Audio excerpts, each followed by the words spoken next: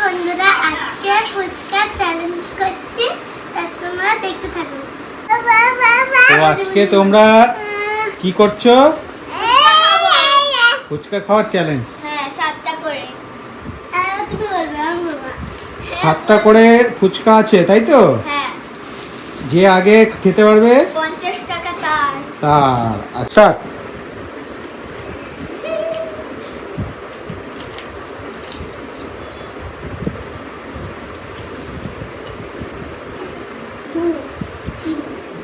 বসে বসে খেতে হবে।